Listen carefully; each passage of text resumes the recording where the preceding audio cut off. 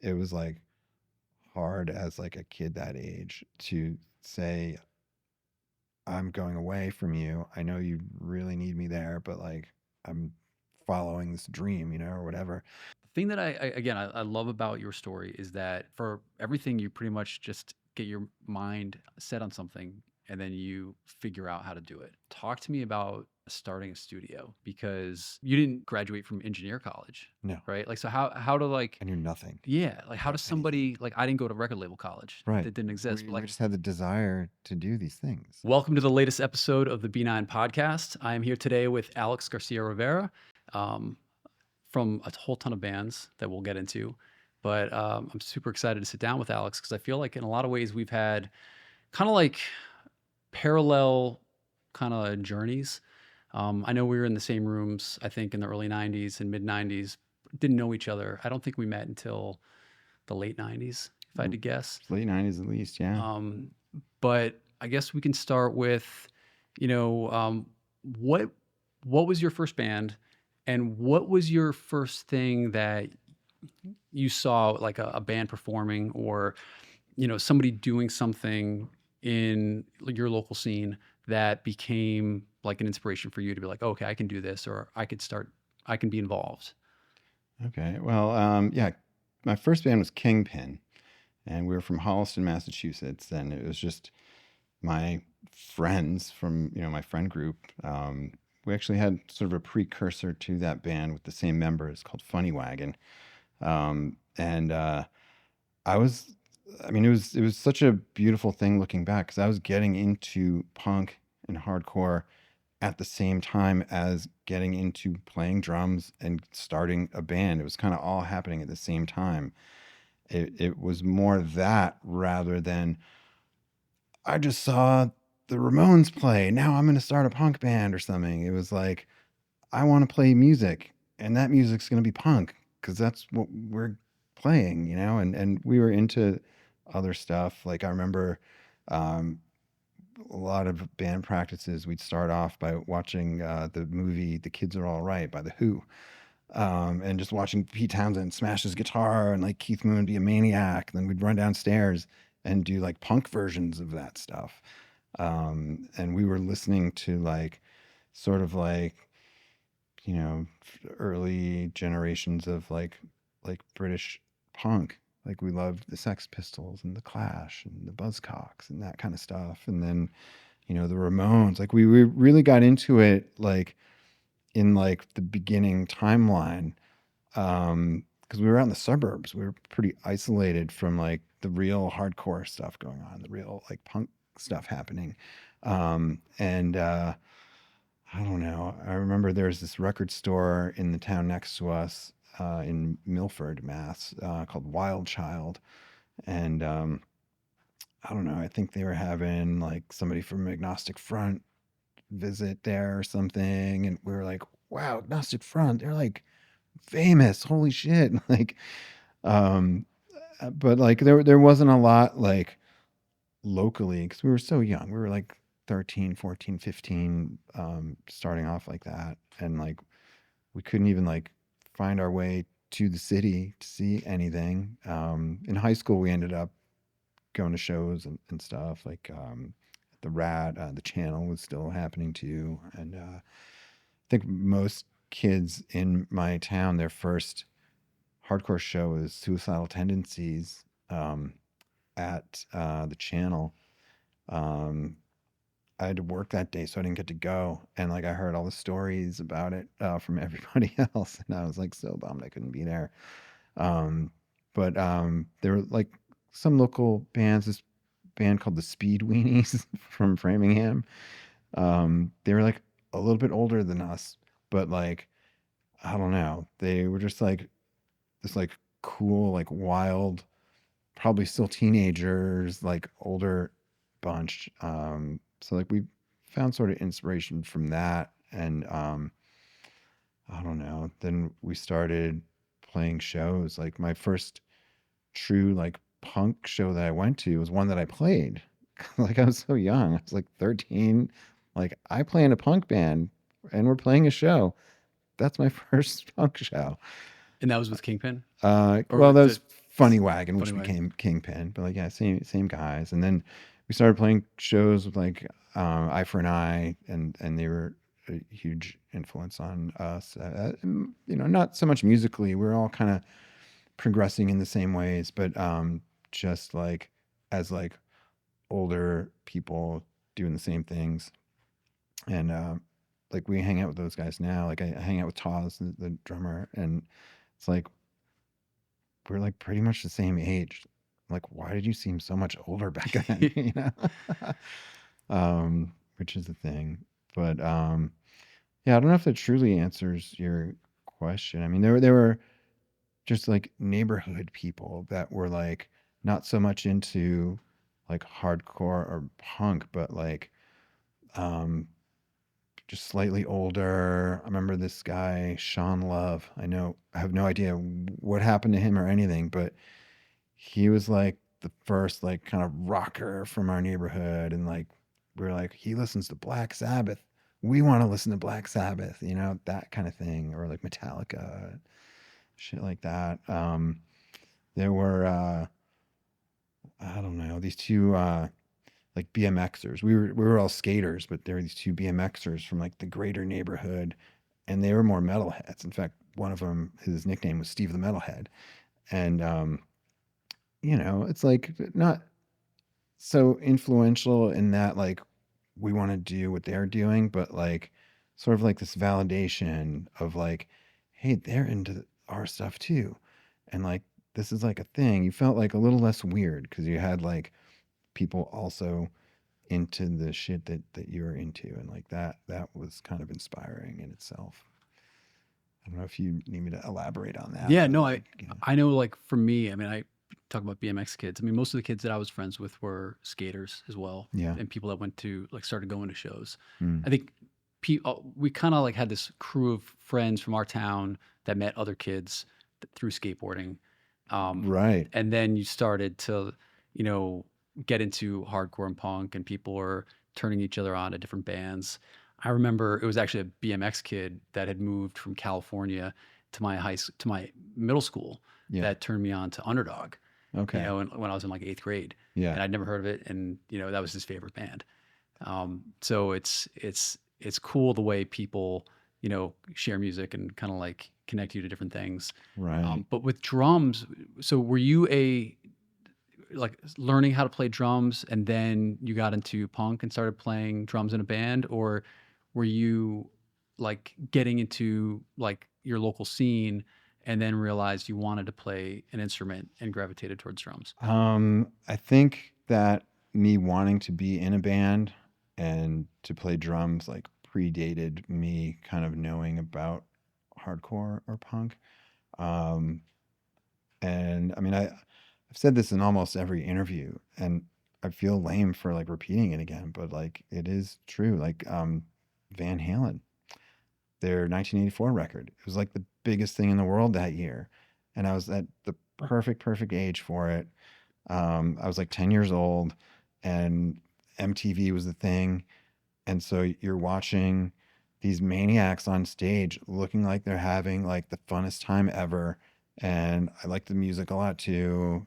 And that inspired me to want to be in a band. I was like, that looks fun. I love music. Like, I want to make music. I want to do what they're doing, And my uncle had given us a guitar at the house, and me and my brother tried playing it. Like, we didn't even know how to tune it or even that you were supposed to tune it or anything, but I could never really figure it out. And I kind of gravitated towards the drums because, like, you can listen to a recording and like hear the drums, and like there's no mistake of what they're playing. It's very clear. A snare drum is a snare drum. A kick drum is a kick drum. Crash cymbals are crash cymbals. But if you hear like guitar chords, it's like, what is that? It's like one unified thing coming at you, but it's a whole bunch of strings. What are those strings? Like, I couldn't figure that out. And like, I definitely like things in their simplest form. And maybe that's what attracted me to punk. But also, like, of course, the instrument I chose, it's like caveman, like stupid simple. You hit stuff, you know. So I'm gonna say like Van Halen inspired me to play, but like I didn't get a drum set immediately. I just knew I wanted to be a drummer for like I think 3 years. Well, Because I mean, it's an expensive. It's yeah, like playing hockey, I guess, if you're into yeah, sports, yeah, right? yeah. I picked the fucking most expensive instrument. Um, And you have to have the most understanding family and neighbors, yeah, right? you know what? I don't know how they fucking did it. Even my neighbors, like, no one seemed to complain. And I would come home from school and play drums, like, till my mom got home from work. I actually worked myself. I worked on a farm from age 10 until my first full tour when I was 19, which was hugely influential on me as a person, which kind of spills over into my aesthetic and playing music and all that stuff. But Oh, your work ethic too. yeah, the work ethic for sure. But yeah, as far as like getting into drums and getting into music, yeah, I just kind of like didn't think it was an option to actually get them as a 10-year-old. And I played air drums for a long time. And then when I was 13, finally, I bought my first drum set with my farm money. And I had the guys that later became like Kingpin just like waiting for me to get the drums, and I finally got them, and we had our band practices. And yeah, I remember playing stuff like Who covers, but like originals like right away, you know. And they were kind of like almost like punkish Black Sabbath or something like that. And I remember like getting into Black Flag pretty early on as well. It kind of like the early punk, early hardcore kind of commingled with the classic rock stuff. I mean, most people that play like rock instruments, like drums or guitars, it's like you're gonna listen to Led Zeppelin, you're gonna listen to Van Halen, like all these like musical greats, and actually I heard I think HR himself told me he came to my studio once very randomly, and we were just like sitting on the bench in the control room talking, and like all those dudes loved Van Halen. And like after learning that, I could hear the Van Halen influence in Bad Brains, like in the guitar riffs and playing and Well, stuff. it's funny because I mean, Van Halen, I think, was a huge influence on bands like SSD Control. Right, right. So SSD Control, Bad Brains. I mean, they're probably drawing from some similar influences. Yeah, yeah, At probably. that time. Yeah. But I came into the scene much later than those people, but so like the whole Van Halen catalog was at my disposal. Um, but yeah, I got into it through that, and then just you know, sort of it all came at once, like playing, punk or hardcore, some version of that, along with the kind of classic rock stuff, and like getting into that scene. It was like, it seemed like an eternity at the time, but it was probably within 1 year. You know, I went from looking like a rock and roller to like having weird hair and being like a skate punk hardcore kid. Like the suburbs were so weird because like you didn't really know how to be a hardcore kid yet or how to be a punk. So it was some like weird version of it that you created because you were kind of isolated. It's like you weren't like showing up at like I don't know, the Pit in Harvard Square and seeing what people were wearing and hearing what they were listening to. You just like knew that it was a thing and that you wanted it, and you made up your own version of it. And like Which some might argue it might be a more pure form, of that. maybe, Like, maybe, I know everything has like a uniform. Um, but like I think when you're in the suburbs and you're trying to figure out like what do I want to look like or how do I want to express myself? yeah, Yeah, I mean you have less things at your disposal, certainly less influences. And at the time back then, I mean you had to physically go see somebody that looked like that to be influenced by them as opposed to just going online, yeah, you know. yeah. And especially because like it wasn't mainstream at all. Like in the pre-Nirvana world, it was still pretty underground, even though, there are waves of like punk bands making headlines and stuff. Like, people's moms would have known probably who the Sex Pistols were, or heard of them, or heard of the Ramones or something like that. Like, not that that wasn't big, but like it was not mainstream, still. Yeah, we had to like create our own like version of it because we didn't know what it really was. And I remember from like, I mean, as far back as I can remember, just being attracted to anything that was just not mainstream or like weird or like dangerous, or dangerous looking. Like I remember I couldn't have been more than like 7 years old or 8 years old or something, and like visiting my dad in New York City and walking around and like seeing what probably were punks, but I didn't know what the hell they were at the time. I was just like, who's that person? Like, I want to be like them. I want that for me or something, or just like those were the interesting people. And when you get older, you find out what they are and the backstory behind it. But like, even now, it's like, hardcore and punk is kind of like boring to me in a way, and so I got to like find my danger for that because it's not dangerous anymore.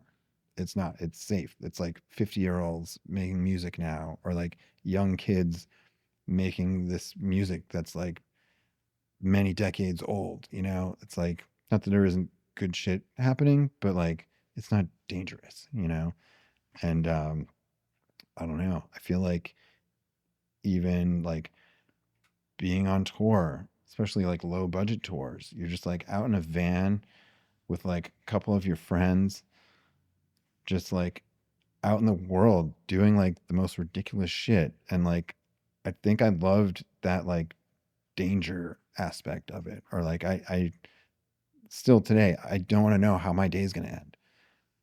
I don't like really making plans or, knowing what's going to happen. I hate schedules. Like having like a regular job to me, like, fuck that. I don't want to show up at the same place every day and do the same thing.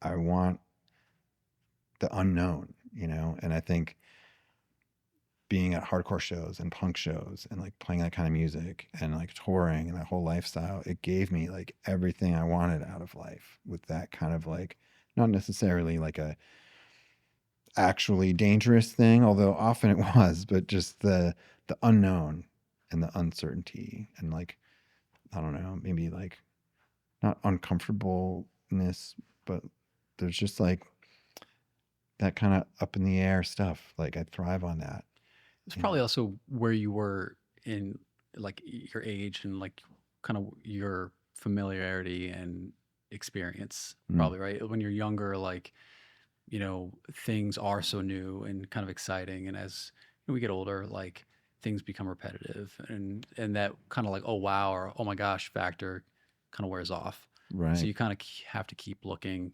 and finding new ways to, you know, be like enthusiastic or excited about things. It's true. Yeah. When you're talking about Van Halen, my kind of experience was not Van Halen, it was Motley Crue.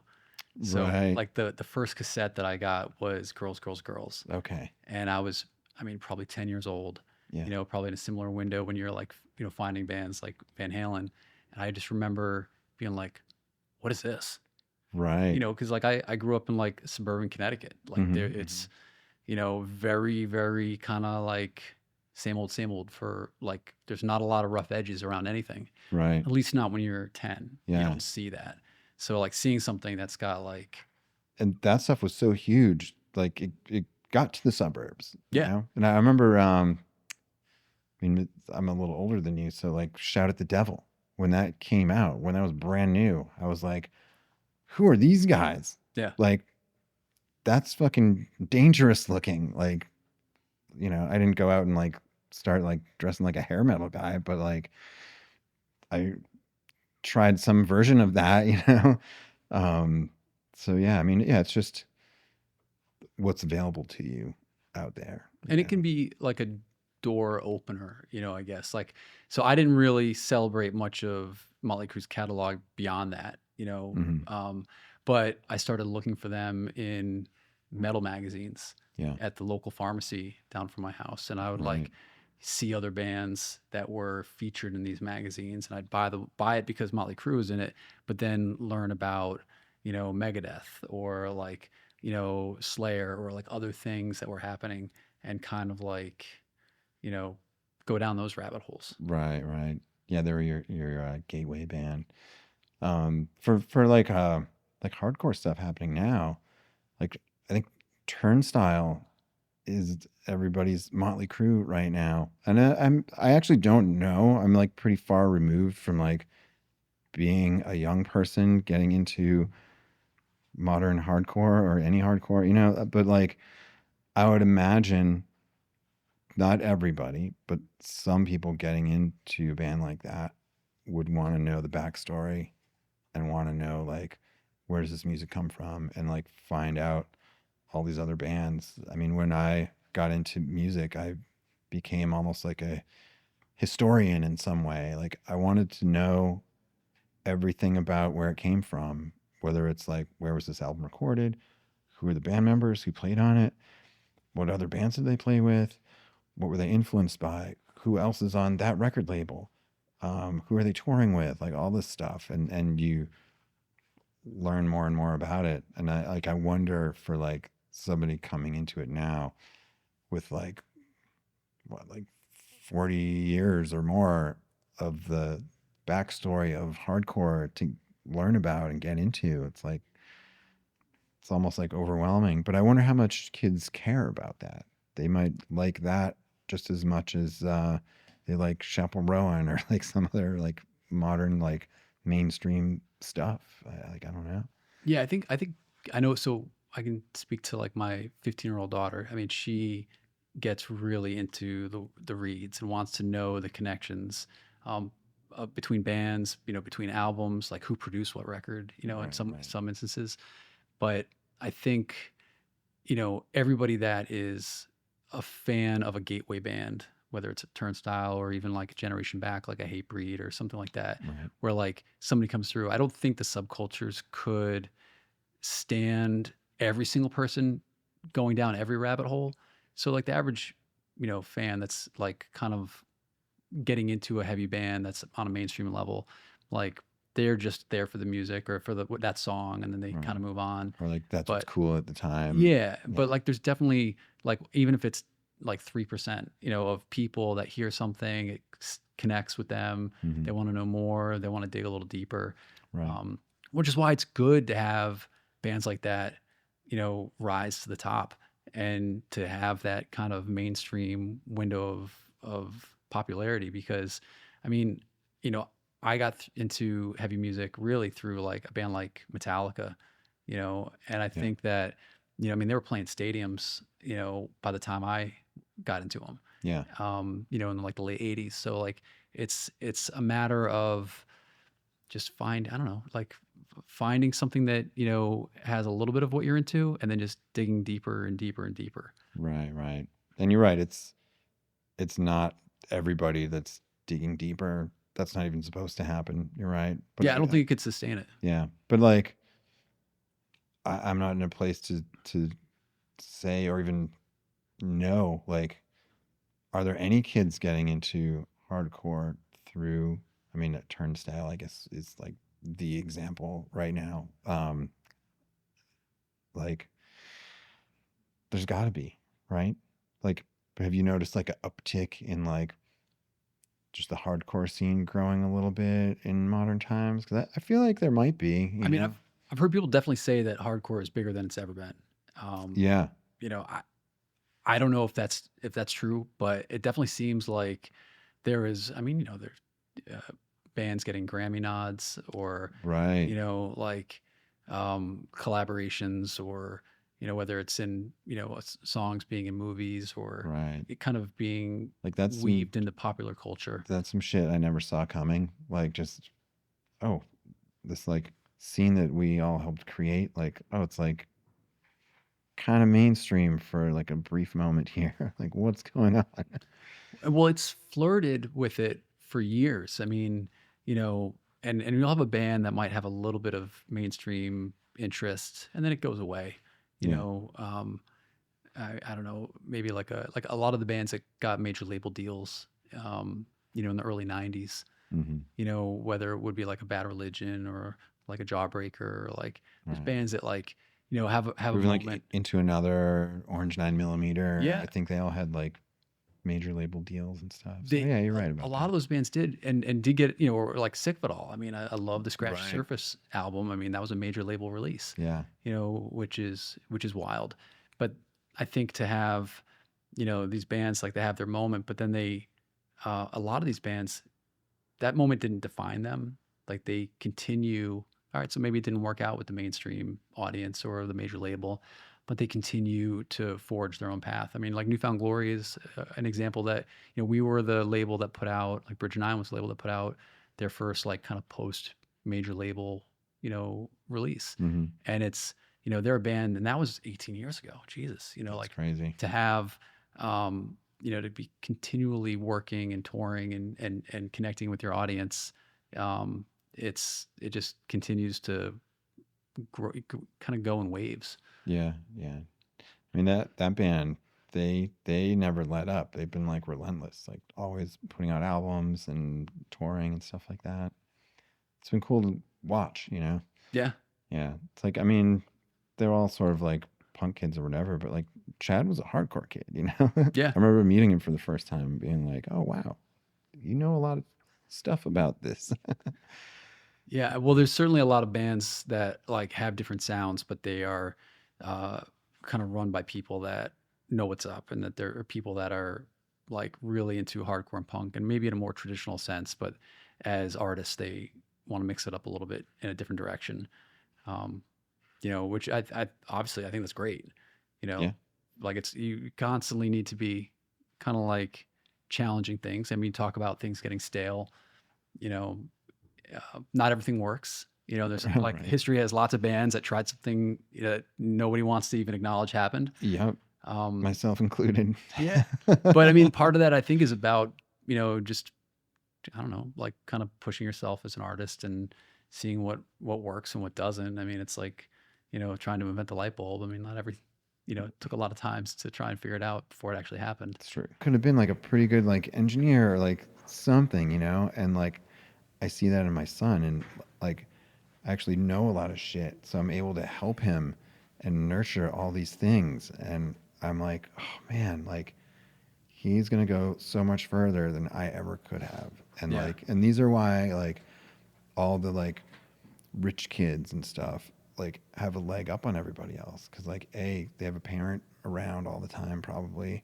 And like the parents that they do have are probably like smart and they have means and they know people. They're like, oh, you're interested in, I don't know, airplanes or being a pilot? Let me call my friend Joe. He's actually a pilot. He'll take you out. You know, it's like, that's why there's just this like generational success that people have. And it's crazy. But I'm able to like see that in my own kids and like nurture whatever they're into.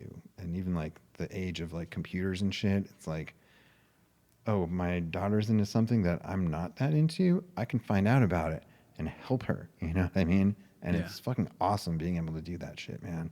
It's crazy. Yeah. I mean, I know your daughter's kind of like maybe not following in your footsteps exactly, but like I know that you've helped her a lot, you know? For sure. Like, for me, it's about like trying to set some sort of like example, right? Like, you're like, Yeah. I want to show her that anything that she, like, if she wants to do something, she can just do it, right?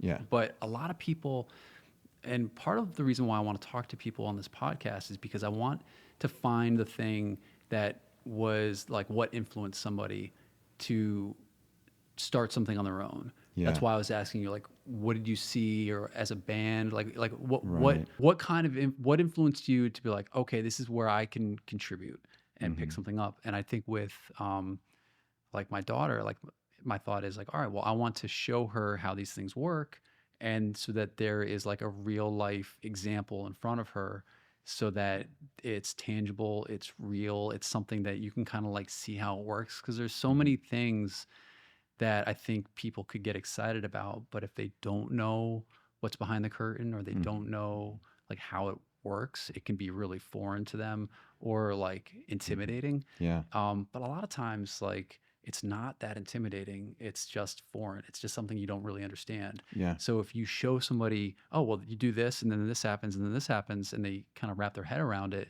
then it becomes real and it becomes something that they can, potentially do on their own. And so, yeah, for my daughter, I want her to like see the things happening so that she can say, "Oh, wait, I can do that."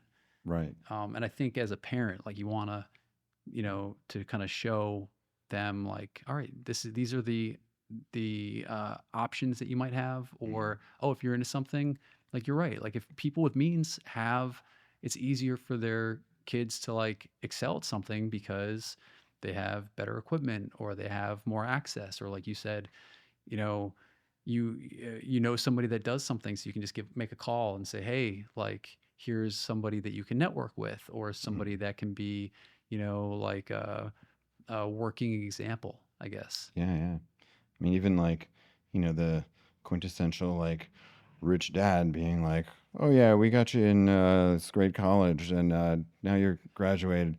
Let me call Jeff at the law firm. He'll get you in there, And then like you're just all set, and you never really had to work for it. It's like various degrees of that. But almost everything that I've done in my life, I can bring it back to the farm that I worked on, and the owner of that farm, the boss. He was probably the most inspiring person that I've ever met, and he was like a World War II vet. He was, jumping out of airplanes into Nazi Germany. Um, the war's over. He comes back home and starts this farm, and it was really like humble beginnings. He just like uh, grew. I think, or first he was a milkman doing milkman deliveries, and then he wanted to, I guess, sell some eggs too, and he raised some chickens in his basement. And I've been in that basement, like it was like a storage basement at that point, but like um, then he talked about like kind of growing from there and like stopping the milk deliveries and just doing the farm. And I mean, it was like a produce farm, like apple orchard, huge pumpkin business in the fall. Um, and all the buildings there, these big farm buildings, since he expanded, were like built by him. And I remember him telling me the story, like, yeah, like when I built this basement down here, I raised a few chickens and stuff, and I had to pour some concrete and do some plumbing, but I didn't know how to do plumbing. So I called a plumber, and I was just his helper. And I watched him do the plumbing, and I helped him. And then the next time I needed plumbing, Didn't I call did the I plumber. did the plumbing. And with the electrical, same thing.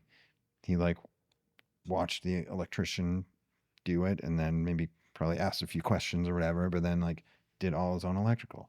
This guy, I've seen him do um, plumbing, electrical, carpentry, um, and auto repair, um, even like the farming itself, welding, all this stuff. He just knew how to do all of it, and he kind of expected us to be able to do everything too. And his way of teaching was like Jesus Christ.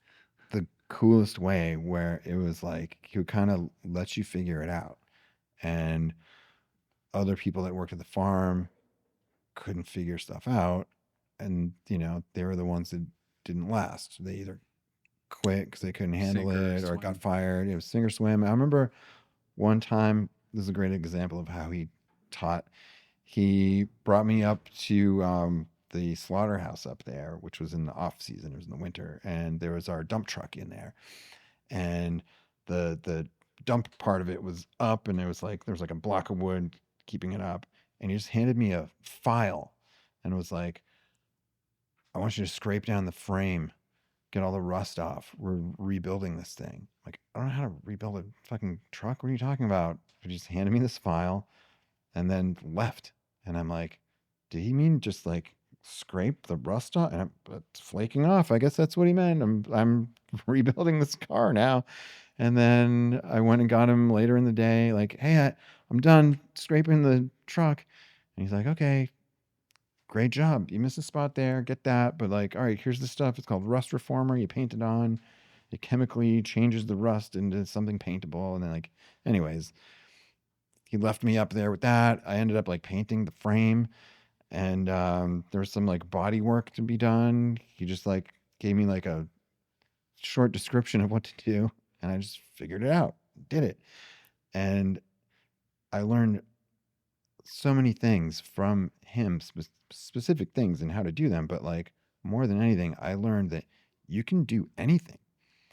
And I've seen it later in life. Like you could hire a plumber to put a new sink in your kitchen, but he's not going to care more about your sink and how well it is than you do. And that person isn't smarter than you or anything. They've just done it before. And when I do all my own like plumbing and I've basically turned into that guy. You know, it's like I do all my own everything, including I built my own recording studio.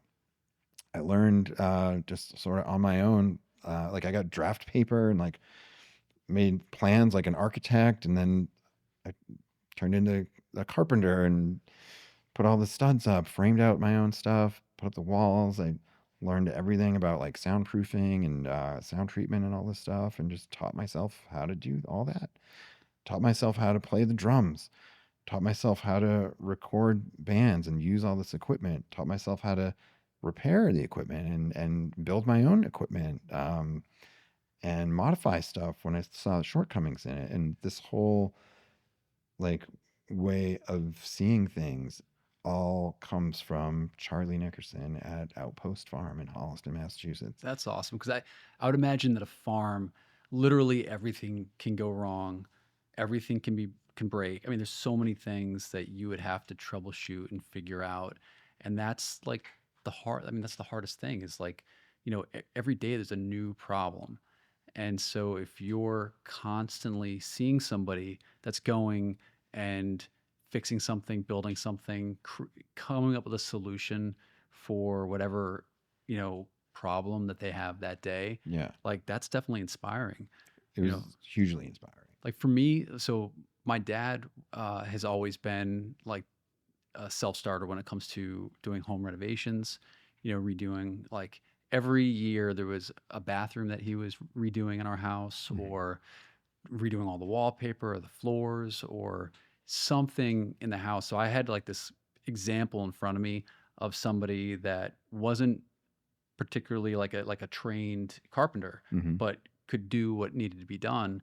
Yeah. And of course he had like I think there was like the 25 orange book Home Depot kind of like encyclopedia Right. of like how to fix things, Yeah. and how to do this stuff that was in the house. So that, could use that as an example.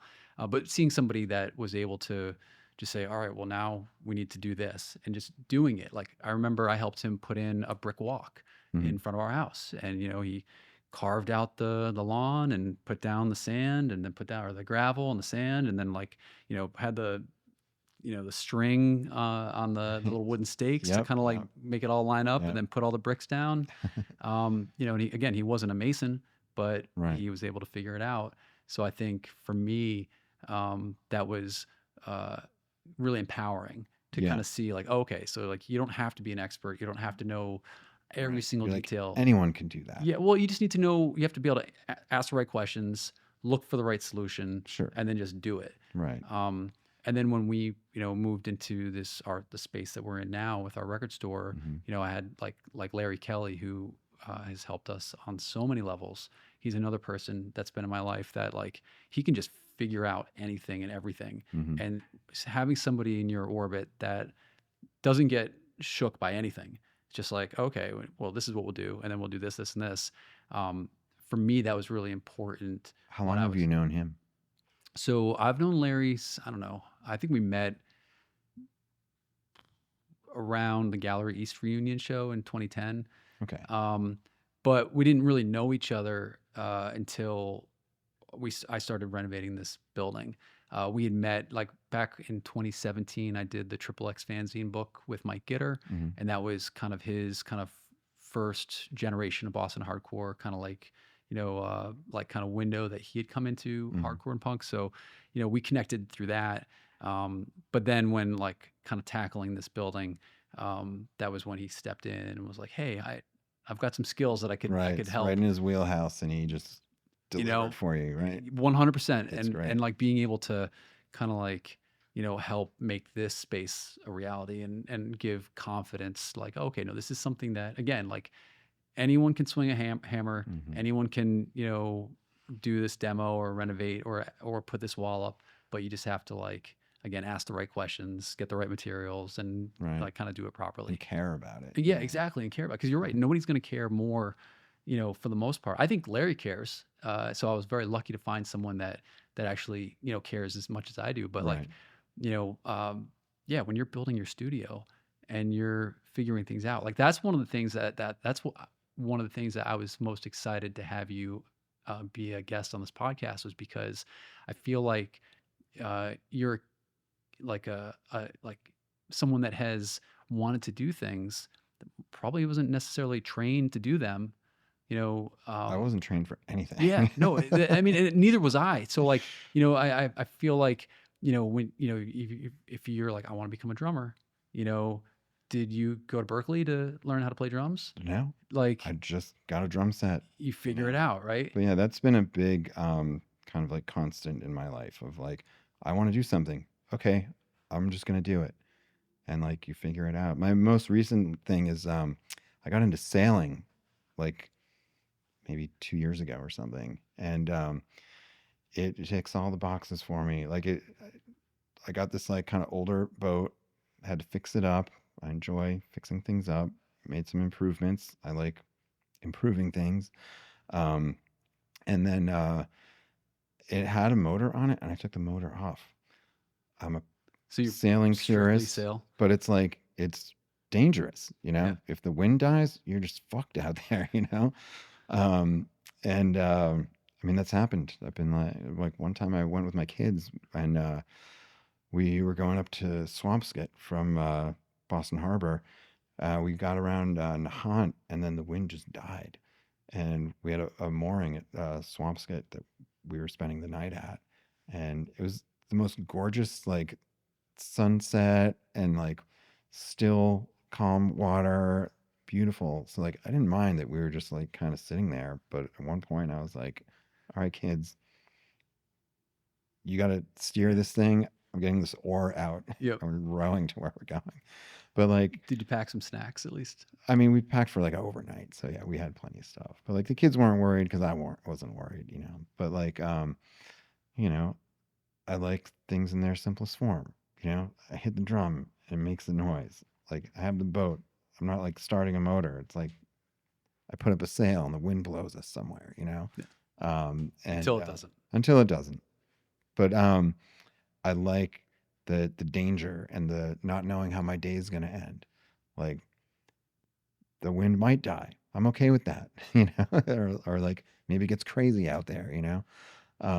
But yeah, just that kind of like uncertain element of like getting out there on a sailboat and just, you know, the earth tells you what you're going to do that day. You know what I mean?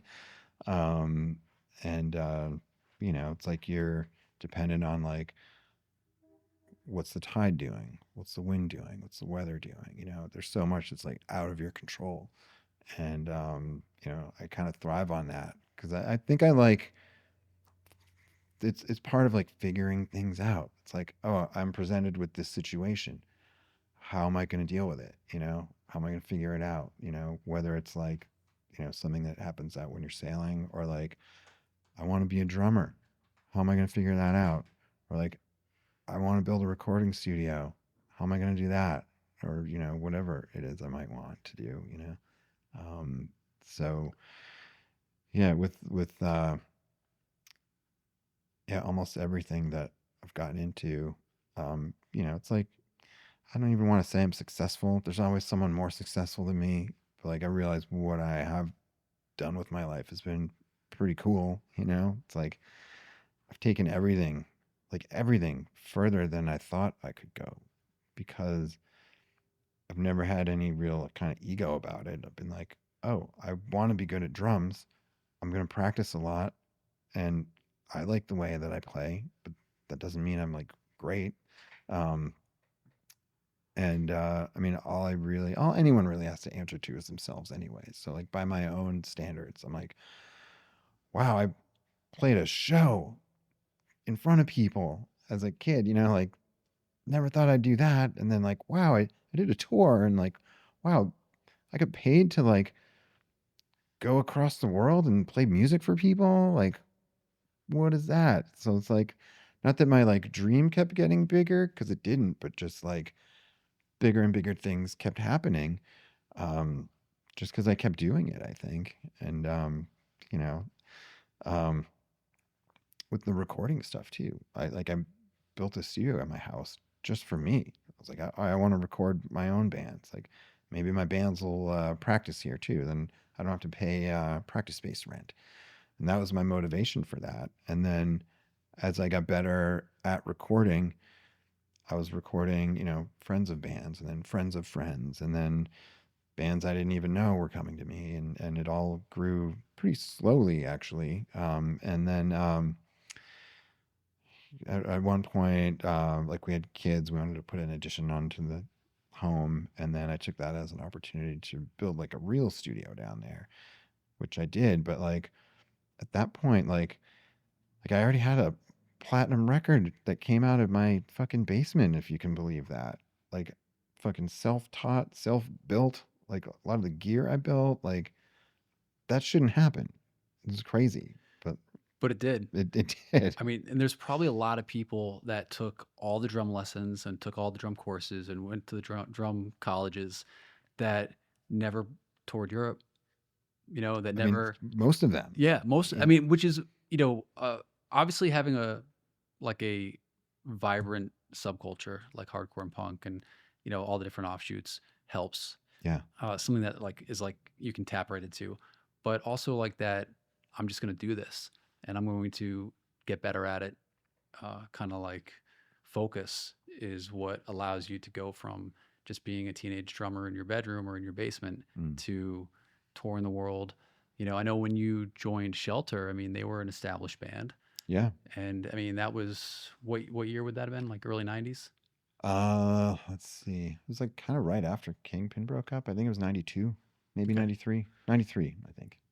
So in an earlier episode of this podcast, I was talking with Jesse Stanhart about stage diving at a Shelter show Mm-hmm. at the Tune In, Uh-huh. and you played that show. Uh-huh. So I actually, because I have these photos of me like as a teenager, like jumping into the crowd, and I found the video online of that show, Uh-huh. and you were playing drums. So that was an Is that the example. one where Ray gave out like Christmas presents to the band on stage? I It might not have been, but don't think so. okay, okay. That Um, was the tune in. yeah, but and it's what's funny is at that show, I had one of the photos of me like jumping into the crowd, Mm-hmm. and I showed it to Trey McCarthy, Mm-hmm. and he's like, "That's me."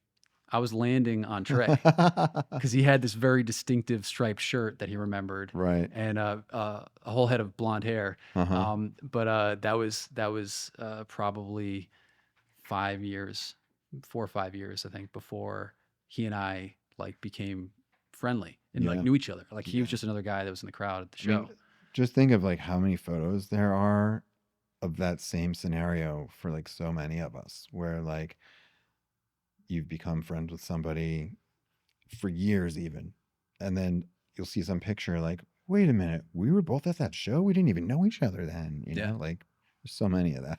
Before I started Bridge Nine and I was trying to be, I don't know, more active at shows, I was taking photos. Mm-hmm. And I was going through old photos a while ago and I found this photo of, I want to say, I think it was Despair. Mm-hmm. So it was Scott Vogel singing. Mm-hmm. And So I took the photo. Scott Vogel's like singing right up to the crowd, and the person in like the audience that's like singing along is Scott McGrath, Mm-hmm. who did the label that put out Terror's first 7-inch. And this is all years later. So Yeah. these photos were probably from like 1995, and we're all in the same room doing the same things. Yeah. And fast forward like 7 years later, they're doing like a 2-song 7-inch for Takeover Records. They record Lowest Low to come out on Bridge 9. Mm-hmm. And it's kind of cool that like we were all in the same room at the same time. So, Yeah, that's awesome. but I was psyched to go back and see that you were playing drums at that show. Yeah, yeah. I mean, Shelter was like such a huge thing for me. I mean, I was a kid working on a farm. Um, Kingpin was already a thing, and that had already gone beyond my wildest dreams. Like just even to have like a record out, like a Yeah, physical record, shout out Al like Quinn, wow, Al Quint, like friend of the show. without knowing it, he changed my life, like dramatic, changed the trajectory of my life for sure. But yeah, he put out our record, and like, I mean, we had fans. We played like pretty big shows for a bunch of teenagers, and then that band broke up, and I was devastated. And just recently, I was like trying to figure out the timeline with somebody, but like it felt like an eternity of me not having a band. And I think it was maybe like 2 or 3 months or something where I was like, my life's over, man. Like, I'm washed up. My band is done. What am I going to do? Am I going to be a farmer for my whole life? Like, I probably would have been. But um, it was when Norm was in Shelter still. Um, he had my number because he used to come up and hang out with like the Kingpin guys and stuff. And he got the number for the farm. I was at the farm and I got a phone call from Norm. He's like, "Hey, Kendra quit the band. Like, will you drum for us? Like, we're doing some tours coming up." And I was like, yes, I will join your band. Just let me call you tomorrow. I'm gonna figure some stuff out. And Put the pitchfork down, took off the overalls. essentially, but it was a huge turning point in my life. But because I wanted it, because I made it happen. So, like, I mean, there's a couple things like when opportunities come to you, you have to be ready for it. Like if I sucked at drumming or if I was like a shitty person or something, I wouldn't have made it past like rehearsals probably. Um, but it came at a time where I was like prepared for it. And like we probably all at different times had opportunities that came before you were really ready for it and like dropped the ball. And I've got a good story about 108 recording with me, which is exactly that. It was too much too soon for me. Kurt ended up mixing it. But anyways, back to like my pivotal moment there. So I here was my life at the time. My mom had expected me to like go to college, and I went for like a semester, and then I just wasn't interested. I really wanted to find a way to like do music or do something interesting. And so I stopped going, and then I'd applied to like a couple colleges. I think I got an acceptance letter from Framingham State College. It's just like one town over from where I was living. Actually, no, I was living in Framingham at the time. But I got my first apartment with this girlfriend of mine at the time. It was my first time away from home. And I mean, the band broke up. I was just a farmer, 19 years old, living with this girlfriend of mine. And my band broke up, which was like all my like hopes and dreams just shattered. And I get the call and I'm like, all right, mom, I'm not going to college. I got the acceptance letter. I'm declining. um, it was approaching the busy season for the farm, and I had a lot of responsibilities there because I had worked there for 9 years already. I grew up working there, and told the boss that I wanted to have. It's a huge tour. I think I needed like 2.5 months off or something like that. And I was like, I want to do this tour, and he had watched me get into drumming and like start playing shows and like have a record out. Not that he was like invested in my life, but like I saw the fucking guy every day, you know, and he knew I needed time off for shows and things like that. Um, when I presented that to him, he got really emotional and was like, if you decide to do this, today's your last day. And I was like, well, I'm going to do it. And it was like hard for me to make that choice, you Sure. know? I could have easily been like, yeah, you're right. I'll stay at the farm. I'll keep it safe, you know, but that's not in my nature. I didn't. And like, he was so pissed off. He like ran upstairs to the office, probably figured out how much money he owed me, but I remember he just like threw a bunch of like cash and like coins and stuff at me. I'm on the floor, like crying, like picking up money off the floor. All my coworkers are just like, what did we just watch? You know, it was like super emotional. And I'm like, I guess I'm gonna go home now, you know? And that's how I left the farm that I like grew up on. Not easy to do, but it's what I wanted. I feel like there was only one choice that I could have made, and that was to do the tour, you know? And then, yeah, I told my mom, like, I'm not going to college. Like, no parent wants to hear that. I'm going to travel around Europe with a bunch of Hare Krishnas, mom, you know?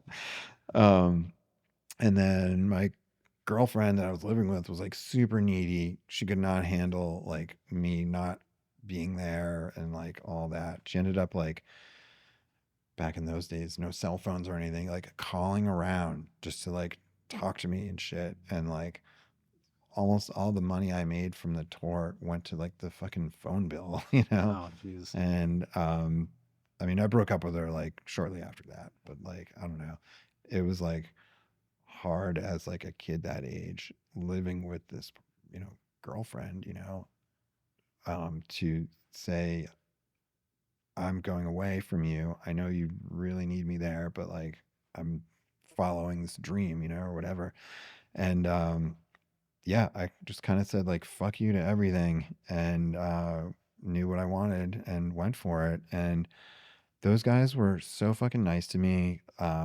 They remain to this day like family to me, like Ray and Purcell, like brothers, even like everybody that's been in the band, because there's been different lineups. Like even pretty much every band that I've been in, I consider them like family. Like they're people that I love dearly, like all of them, you know, and we still keep in touch. Like some people live like super far away and like now everyone's got families and stuff. We don't hang out as much, but like it's like any like old friend from a past life. Like they're always in your heart. You may not see them all the time. When you do, picks up where it left off, you know. But so like being in all these bands like I have, like I've made so many of these like close friendships and like I don't know. Sometimes I feel like maybe it's even one sided. Like I don't know if they even fucking care about me, but like I care about them, you know. And I'm not talking about like Ray and Purcell, but I just think like I in think general, you know.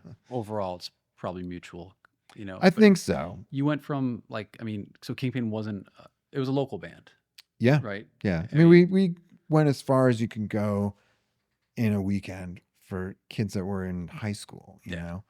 But then to Um, have an opportunity to like tour Europe for 6 weeks, yeah, it like was like that's, incredible. And like playing huge venues. Shelter was like huge at the time. I mean, it was one of my favorite bands. I mean, I remember They were one of my like favorite bands. I would see Shelter 3 times in a weekend.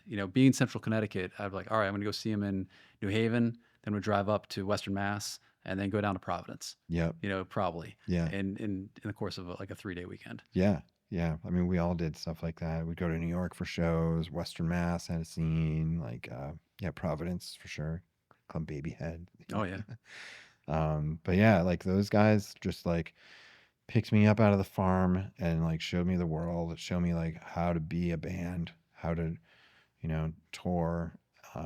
Just I learned so much about just doing a band from those guys, you know, and like, you know, some stuff like what not to do. Like, you know, everyone kind of has their own opinion of how you should do things. And um, yeah, I mean, and I think like had I not like said yes and joined the band and done all that, like I might still be a farmer right now or like something. I wouldn't have like gone on this path. And that showed me like, oh, you can do this as a career, It's like, that was never the goal. It's this like pipe dream that like, oh, it'd be cool if, but then when it like happens to you, you're like, wow, this is fucking awesome. And like, maybe I can do more of this, you know? And then I kept playing in like band after band. And for a while, I think I became one of the go-to people of like, oh, you need a drummer? Call Al. Like, he will tour with you and he's not an asshole and he doesn't suck at drums, you know? Um, but yeah, I mean, I from there, I think, let's see, yeah, Ray's girlfriend's band, Baby Go Paul, I did a little bit, Actually, which, I wanted to ask you about that. yeah. So when I went to college in Vermont, Mhm. small, tiny liberal arts school, like 500 kids in the school, and I became the concert director. Uh, I think it was like the second semester of like my sophomore year or something. Mhm. Um, and my whole point of doing it was I wanted to get one band paid, Mhm. because colleges have crazy budgets for bands. And a lot of the bands that were coming to this college and like other colleges in the area were like, they were bullshit bands. Yeah. They're cover bands or weird college bands. There just wasn't anything cool about them.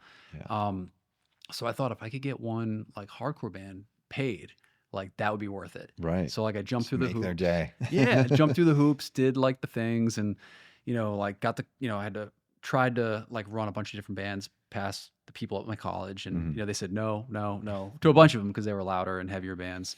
Yeah. But the one that they said yes to was Shift. Mhm. It had put out a record on Equal Vision, I think, at the Yeah. time. And they were like, post-hardcore band. I was really into it. I was like a more traditional kind of rooted hardcore punk fan, but that was something that I was into. And I remember we got them. It was like a package, so it was like $3,000 for the show. And That's huge money back then. huge money. I Yeah. actually did the inflation calculator. That's probably the most Shifted ever gotten paid, like prior or since that time. 100%. And that was kind of like the idea. Like, all right, if we can just get like this bag of money and get it to like a hardcore band, that would Yeah. be cool. That would be like me playing, like doing my part, right? Right. I mean, that could And fund a whole like record cycle for them or like a well, that van for them to tour in or something. That's yeah, I mean, life-changing shit for a band. $3,000 in 1996. I did the math is like $6,400 today. That's So like if you're crazy. like a band that's just playing a college campus for $6,400 today, you're like I imagine that's a good payday. Yeah. Um, and so Retire after. yeah, so like they headlined and Project Kate I think played second, and the opening band was Baby Go Paul. So Mhm. I wasn't sure. Were you in that? Do you know if you played that show Like or I honestly can't remember. I think we did because I remember playing shows with both those bands, but like I've played shows with both those bands with different bands that I've been in. So, and it's been so long ago. It's like I remember a lot of stuff, but it's all disjointed. yeah, You know what I mean?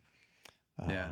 So yeah, I probably did play that show if it's the timeline that I'm thinking of. But yeah, it's one example of being in the same room but not knowing Not each other. realizing it or not knowing, and then putting the pieces together decades later. Yeah. Funny side story to that. So I was dealing. I think Shift's booking agent at the time was Stormy Shepherd. Hmm.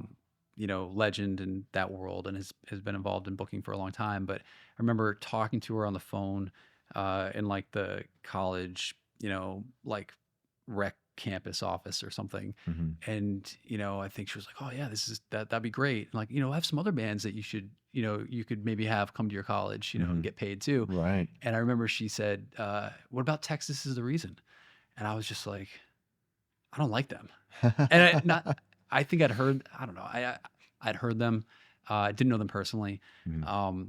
But whatever I'd heard, I think I just like had kind of discarded at the time. And this was Yeah. probably a couple months before their album came out. And then like I've been regretting this for 30 years. So like it has been something, but I was just like, nah. And I remember her being like surprised, but like, really? Right, And I was like, right. she's I like, mean, they huh? had such a hype then, you know. Yeah, and Yeah. and for whatever reason, it just wasn't what I was into at that one exact particular moment. Yeah, yeah. So I've been bummed. So yeah, if Texas is the reason wants to come back and play Bridge Nine, and we can right this wrong after 30 years, Right. I would be absolutely honored. But Yeah. um, I love those dudes. So yeah, they're I mean, like Chris Daly, like Scott, Norm, you know, like they were from the hardcore scene, and I remember their hardcore bands, and like you know, Chris Daly played in 108, like we toured together when I was in Shelter. Um, you know, like Fountainhead and shit. I think played with like Kingpin and everything. And I've kind of in a way known those guys since we were kids. And they weren't in a band with me, but like they're like family to me, you know, all those guys. Like I love them dearly. Like we still like you know, chat occasionally here and they're just like these days it's like you comment on people's Instagram and stuff and you keep yeah, in touch that there's way. points of connection. Yeah, You yeah. know, that's something that I've talked to my daughter about. Like, look, there's people that you're going to meet now, and like in the next couple of years, that you're going to continue to cross paths with these people for potentially for decades. Yeah. So like, just be cool with people. Mm-hmm. Don't ever shit on anyone. You know, Right. you don't need to shit on. Like, just know that like you're going to cross paths like over and over and over again. So Yeah, yeah. Especially in the digital age. It's like, you know, like Facebook, Instagram, like there are people that I wasn't even friends with in high school that are like following me. I'm like, why are you in my but life you're the one that still? got You out. know? You know, like you got to. I mean, everyone got out in some way, you know what I mean? But yeah, I definitely got the fuck out of there. It's like a beautiful town though. I love going back there. It's like a little like Norman Rockwell, like New England small town. Yeah. Um and yeah, it was like very much like a middle class kind of town. Um, my dad left when I was like 5, and my mom just like had no skills and was like cleaning houses and shit. She was a secretary at one point. And like I was able to like keep up with all my middle class childhood friends because I worked on the farm. Like it enabled me to do so much. Like I actually had a paper route before that even. I think I was like I must have been like 7 years old, maybe 8, but just one of the neighborhood boys didn't want the paper route anymore and was like, "Do you want it?" I was like, "Yes, I want to make money. Like that's a job, sure." I did And, the same thing. yeah, next thing I know, like the Middlesex News gets like dropped at the end of my driveway every day, and I'm like, I guess I'd deliver it now. There's like it's like the Wild West. I don't remember anything official happening. It just like showed up Yeah. and like they just trusted me to deliver it. Like I don't even know if I went to the right houses half the time. I had the same thing. I had like a BMX bike with like the big like bag on the front with you just Yeah. shove all the I had a newspapers in. shoulder bag that I could wrap the strap around the front handlebars of my BMX in a Yep. certain way that I could just ride it like that. But like, did you have to put yours in the storm door or could you just throw them out there? So mine had little boxes like Okay. the it was the Hartford Current and they had like their own like little Hartford Current box that would go on the side of Okay. their Okay. like They had the real mailbox. mailbox and then It's like a little blue box or So something. So you literally just like ride your bike and kind of like shove it in there and yeah, I had to get off the bike. It sucked. I had to like go up and like put it in like the storm door of the house. Um, and I don't know. I have like wonderful memories of it actually. I say that it sucked, but it really didn't. One of my favorite things was on Fridays. I don't know how this worked out, but on Fridays I had to go collect the money for the newspaper from everybody. I don't remember ever like handing money to anyone from the newspaper or like writing a check to that, but I must have or something. But I remember going around Friday evenings and like all these like neighborhood families were like making their dinner and like settling in for the night. And I'd just walk around as this like probably just like cute ass little kid, like ringing their doorbell. They're like, "Hey, Alex, how's it going?" So welcoming, like, "I get your money," and like just smelling everybody's like dinners that they were making and like petting their dogs and things like that. And it's like I knew everyone in my whole neighborhood because I was the paper boy. It was awesome. yeah. Which I think is probably I'm curious like do people know everyone in their whole neighborhoods these days? Um, Like, I do, and I live in Medford. It's pretty urban. I think a lot of people don't because I think just people like don't go out of their house a lot. But I spend a lot of time outside, and I'm running into my neighbors and shit, and like you know, I'm a friendly guy. There, so and I've been there. I've been at that spot for a long time too. It took a long time to really start knowing them, and a lot of it coincided with having kids. I think when people see somebody with like a baby, they let their guard down and sure. they'll like have a conversation. And like, you know, some of the older people, they've had kids and they connect with that and they'll talk to you and stuff. And I think just having my kids like out in the neighborhood as a, sort of an extension of me also helps. But yeah, like kids absolutely bring the community together. And it's like crazy. It's like I'm friends with so many like norms now. Yeah, I had that And same experience. and it's like when you're like a hardcore kid and you have like the hardcore scene and there's like the bands in common and you're like, oh, that guy's wearing a striped shirt. I'm gonna be friends with that person, you know. This is like the like mainstream version. Oh, that person, not that they have a striped shirt, that person's got a toddler too. I'm gonna go Yeah. talk to them. Yeah.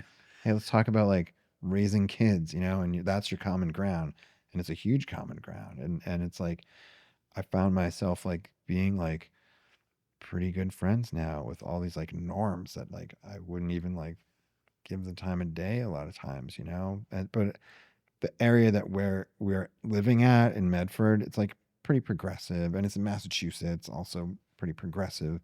Um, that um, my friend Jake coined the term, I think, turned on norms.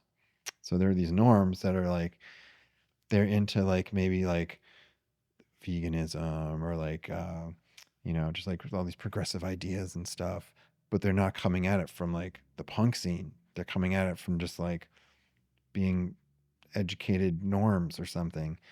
So yeah, those are the turned on norms, and there's plenty of those. But like recently, we've found ourselves friends with these just like straight up norms.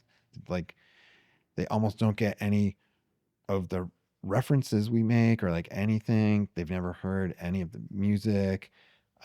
Just like their lifestyles are like completely different, and they're like going to do activities, and I'm like, wait, people do that? Like I don't know. There's some like mom going with her daughter to do some kind of like swimming exercise, like water exercise, which I picture like old people doing that kind of stuff, like water aerobics or something. And I'm like, what are you talking about? Like you're, I just seem like it's such a kind of lame mainstream thing to be doing or something.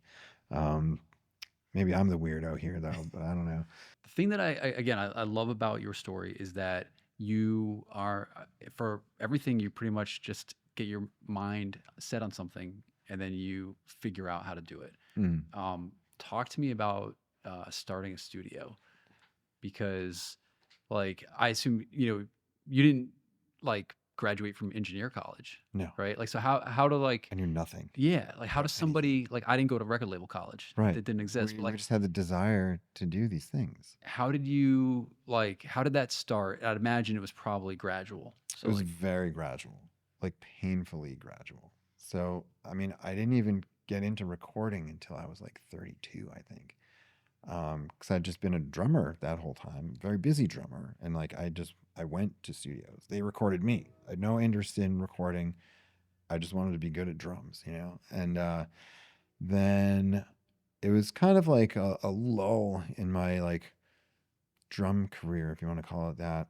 But I think American Nightmare ended, and I think I just started Blood Horse. And I mean, we were just like a brand new struggling band at the time or whatever. I mean, we didn't know what we were, but I got a 4-track cassette recorder. Now this is like digital recordings, totally a thing. Any normal person would have just got like a converter and like started recording demos in their computer. But I was like, oh, I remember people used to have these like Tascam like tape recorders. That seems cool. I'll get one of those. They're probably cheap now, and they were. No one wanted them. They're obsolete. So I bought one on eBay, and within probably 2 weeks, I was like, I kind of like this. I want more. I remember I made a cover of like a Black Flag song, um, playing the drums on one track, and like this is like ground zero. I didn't know how to play any stringed instrument, but I like grabbed like we lived in a punk house with like a bunch of bands. Jonas from Hope Conspiracy had his bass there. I just grabbed his bass, played bass to it. There's some guitar hanging around there. I grabbed a guitar, played guitar. Um, I did not sing because I just felt like too silly trying to sing or anything. But like I did that on the 4 track. It's my first like recording ever. Um, and then was like, oh, I want to make a demo of Blood Horse, and I was like, they make 8-track cassette ones too. Let me get one of those. So I got an 8-track cassette. Like a couple weeks later, started like demoing our band practices. I got just like really like dirt cheap mics, whatever I could find on eBay. And then shortly after that, I got like a reel to reel tape machine. It was like a Fostex B16, half-inch tape, 16 tracks on it. I think only 15 of them worked though. Still didn't know anything. Didn't know how to calibrate it or like anything. I just put the reels on it and it made recordings. I got a Ramza mixing board, which is like a kind of like prosumer mixing board. And I think I bought another Fostex B16 that had all 16 tracks working, and I made the first Blood Horse record with that in the basement of the legendary 12 Wadsworth Street, which was I like I feel like I saw American Nightmare play in that basement for $3 in maybe 2000, maybe. no. Or was That was Greylock, Oh, 21 okay. Greylock. Okay, yeah. That was Sarah's house. My Okay. my my wife lived there, which was like a weird connection to have because we started dating like afterwards, and then I joined that band afterwards. Um, Everything's intertwined. But yeah, that show was another legendary one. That was at yeah, I think Yeah, I think Tom Casey Cervella was from living there. Iodine booked that Casey, show. yep, yep, yep, So shout out to Casey. yep. But yeah, for that house, was Cave In members were living there, and me, and then Hope Conspiracy members, and like all three bands were like practicing in the basement at different times. Like you could be walking down the street just listening to Cave In having band practice, or like Hope Conspiracy, like recognizable songs. Like for any hardcore kid walking down there, like that would have been crazy. But like I think it was like so underground and unknown that like that situation probably never actually happened. It was probably just like norm college Yeah. kids being It's like, like, what is who's that this music? fucking loud Yeah. band? I wish they'd stop. But anyway, so the basement of 12 Wadsworth is where I made my first recording. And obviously it sucked, but it was good enough to like release. Translation Lost put that one out. And then not that I took it seriously after that, but I was like, I was really interested in it. I wanted more. And I remember just eBay was like everything to me, just searching on there. And locally, I found this giant tape machine. And this is another like intertwined web kind of thing. I bought it from some guy out in Western Mass. It was sitting in a barn covered in dust. He had a box of like the remote control for it and stuff. And like he had the price for the machine. And then he's like, oh, I also have the remote for it, which if you know anything about tape machines, you need the fucking remote. But I didn't really know that. And he was like, yeah, it's an extra 300 for this or something. And I was like, oh, you fucking scammer. But I'm like, I don't do well with that kind of shit. I rebel against it, even if it's something that would benefit me. I'm like, you're being shitty. I'm not going to bow down to that. I'm like, no, I don't need that. Like, Yeah. I'm just gonna take the tape machine. Good luck with your remote. It took me Try selling that. it took me probably like, I don't know, 8 years to find a remote for that machine. But like I had it right next to me. I didn't actually like need it, but like it would have been handy to have. But anyway, so like I get this giant 2-inch tape machine, my first like professional tape machine. It was made in like 1970 or something. And it had a WGBH sticker on it from like the local like TV station. And I was just like speaking about it conversationally with Kurt Ballou of God City. He was like, "Oh, I used to have one of those. I got it from WGBH, and then I sold it to some guy who looked like he didn't really know what to do with it. It's probably sitting in a barn It's somewhere. probably sitting in a barn somewhere." And I was like, "Dude, I have your old tape machine." And he's like, "No way." And that was the tape machine that he recorded AN with. And like I just like, we kind of had it back in the community again, which is kind of weird. But yeah, so I had that, and then I got a slightly more modern mixing board, a Mackie 8 bus, which was like everybody had those at one point. But I got to mention the first Ramza mixing board and the Foss XB16 that I had actually was the same setup that Bill T. Miller had recording the final like Kingpin recording, which was for so long that was like the pinnacle of like my drum sound. Like Bill T. Miller just like nailed how I thought drums should sound. And I ran into him like way later in life as someone who was making records. And I was like, dude, I gotta know, what gear did you have? You must have had like the sickest shit. Do you have like, I'm picturing like classic stuff. I'm like, you probably had like a Trident board and like an MCI or like a Otari or something. He's like, I had a Fostex B16 and a Ramza mixing board. I'm like, get the fuck out of here. That's exactly what like my first shit was. But like my records don't sound as good as yours, But that was a cool kind of like full circle kind of moment. I think that's an example that you don't need all the shiny things You to don't. do something cool. You Like don't. get the bare basic minimum for whatever it is you want to do, and then start with that. Yeah. Start small, build it up. And I can circle back to that concept with something I'm going through recently at the studio. But to finish the timeline of the studio, I then me and Sarah, we were already married, living in this punk house. We wanted to buy a house. We wanted to buy that house, but the owner wasn't selling. But her and me and Jonas, we were kind of the more responsible people in the house, I think. And we wanted to like pool our money together and buy a house somewhere. It's sort of in the whole like punk rock DIY vibe. We're like, none of us can singularly buy a house, but we together can buy a house. So we tried to get as close as we could to Alston. That ended up being Medford. But we were shopping for houses by like, could I build a studio there? So we were looking for a place to build a studio at and live in. But really, it was still kind of a pipe dream. And it was like, oh, I want a studio that I can just record my projects in. But we bought the house, and I immediately started working on building 2 soundproof rooms. I knew fucking nothing about soundproofing or building studios or anything, but I knew enough to like make it pretty soundproof.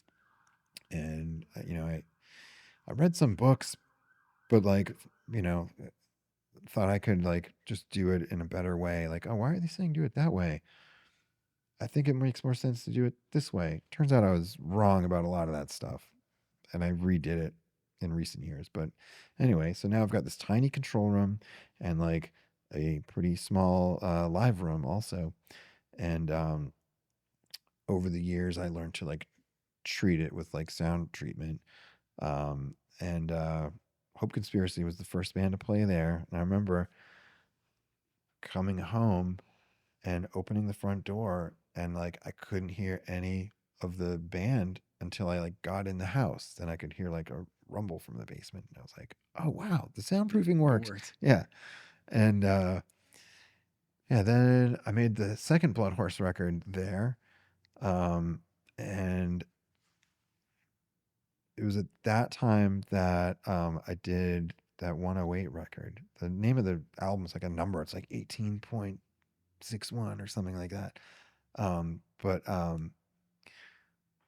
Trivacrom, as we all know him, Tim Cohen, this is not a Christian name, but he at that point was an old friend of mine. He toured with Shelter and stuff. And he hit me up. He's like, Al, 108 wants to do a record and we want to do it with you.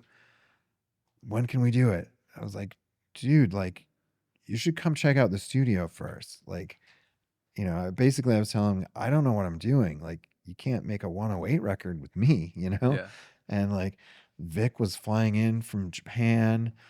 Rob Fish was coming from, like, I think he was in Seattle at the time or something. Like, only Triv and the drummer, Mike Justin, at that time, they lived locally. And they didn't even come over to like look at the studio. And I'm like, what are these people going to think flying across the world to like record at some like tiny basement studio to tape, which like, that they should have gone to a digital, like a normal, like digital studio. I was still recording to tape just because I liked it. I thought tape machines were cool. I had no interest in recording digitally, which is why I like never got into it. It's like the cooler way to do it, and maybe slightly dangerous. It's like my whole vibe, I guess. But anyways, so they just come, and I'm like, okay, I don't really know what I'm doing, but I know enough that I can make some kind of record for these guys, and like, it's their fault for not checking it out, I guess, but I'm gonna do the best I can. So they show up and we make the record, and like it was super fun and it was awesome. And like, I mean, like Vic and Rob, they were old buds of mine, like, you know, the generation above me. I looked up to them, but like we were also friends. Like we had like played shows together, same scene. Like it was like very comforting and nice just having everybody just crash at my house and hang out and make a record. And it was like super organic and awesome. And it's really cool that they just trusted me. They're like, we like Al, and we're just gonna like what he does. Like we trust him, and that's really cool to I just mean, dive into it like that. that's a testament to probably at that point 2 decades of you just being you, and right, and having met these guys and played shows, and you have your a reputation for being a drummer, but just also being a part of a unit and like a self-starter. I mean, So the they they put their faith in me for sure, and yeah, I got kind of booted off the project in a way, because again, it was like it was too soon for me. Like I had this like cool opportunity, but sort of blew it because I wasn't ready yet. And what happened was like, I mean, the recording process was fine. Um, there was a part where we were going through vocals really quickly. Like Rob will get like really intense headaches from singing because it's like so aggressive and stuff. It's almost like standing in place and like breathing in and out as fast as you can. Like you're gonna get lightheaded and get a headache. So it was something like that happening with him. And so he's like, all right, here's what's gonna happen. I'm gonna get a headache. I'm gonna slam a couple pain relievers and just try to get everything done as fast as we can and go. And so I'm like, oh, okay. And like he's having me put like some of his vocals on one track where he's singing alternate lines, but I don't know how the song goes or what the lines in between are supposed to be.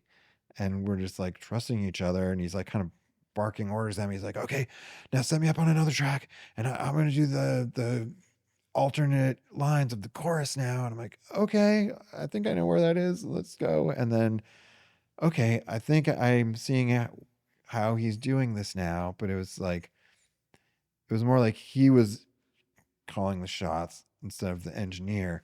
And during that whole process, at some point, the cable for the microphone like partially broke and it was like really kind of thin sounding. And I didn't notice because it was like, we're going. And we just kind of went through the whole thing. And then when I went to mix it, I was like, oh, these vocals sound thin. And so I had to like EQ all this crazy stuff to make it sound normal. And then for mixing, like everyone flew home except for the people that lived there. So I'm mixing with the drummer and the bass player. How do you think the mix So sounded? turn up the drums, turn Sounded up the it was bass. very bass and drum heavy mix. It was kind of bass and drum heavy music. Not that the guitar was just something a little extra on top, but like it wasn't that weird of a choice. But like, you know, I'm mixing it with these guys, so it turned out that way. And Death Wish was putting it out. I get a call from Jake, and he's like, "Hey Al, you got Vic DeCara in the band. Like, we should hear more of Vic DeCara." And I'm like, "You're fucking right. Fair. Oh my God, what have I done?" You know? And I'm like, "All right, guys, I think we got to remix this." And like, Jake was like, "Can we do a mix with the guitars up?" And I was like, "Absolutely." So I turn around and I start mixing, and it was like before I could even like present him with something, I get another phone call. "Hey Al, can you send the tapes to Kurt? Kurt's gonna mix this thing now." And so I'm like, "Oh man, I blew it. I fucking blew it." And then Kurt, I think, didn't have a tape machine at the time, so we had to send it out to get transferred to digital. I got a call from Kurt, and he's like, "Hey Al, I think something happened in the transfer process. There's something wrong with the lead vocal. It sounds really thin." I'm like, "Well, you're not going to believe this, but they actually just do sound that way because the microphone broke and I didn't notice it first." And rah, rah, rah. And he's like, "Okay, just so I know that it's not a mistake somewhere, like I'll fix it. It'll be fine." And like Kurt made the mix, and like it was a great album. Like I actually listened to it the other day because my neighbor and I were talking about it.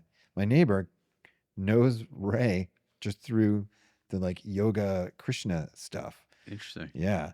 And not through hardcore at all. He is a musician, but like yeah, he was like, "Do you know the band 108? I listened to them. It's really wild stuff." And I'm like, "They actually recorded here." And then he listened to the album that I recorded, and then I told him the same story. Yeah. But yeah, I dropped the ball on that one. But yeah, it was too soon for me. And so I continued just like doing local bands and stuff and getting better at recording, getting better gear.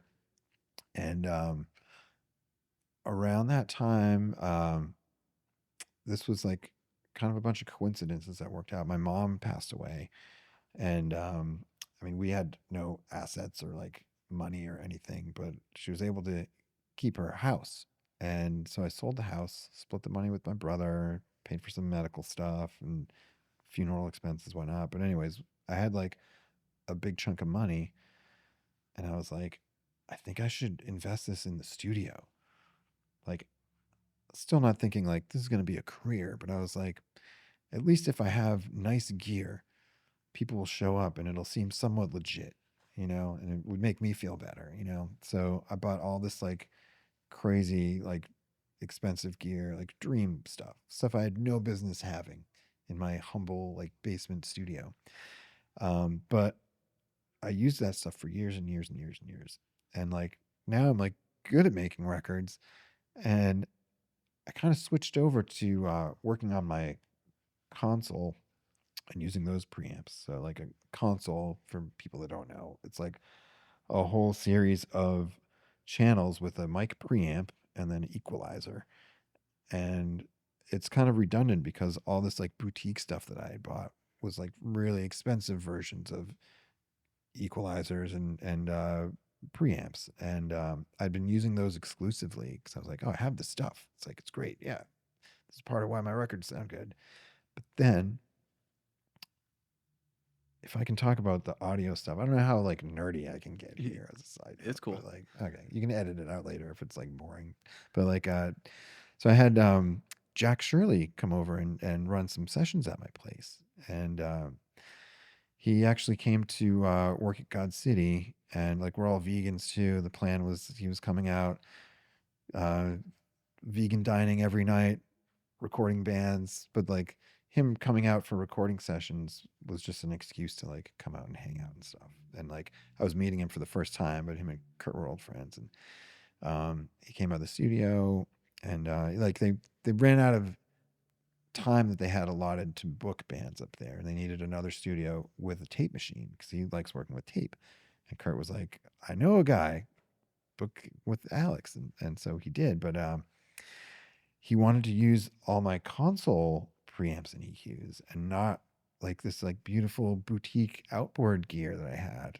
And I was like, are you sure? I've got like this one and this one and this one, and naming off these ones that I thought were cool. And he's like, no, I'll just use the console. Like I like working on a console.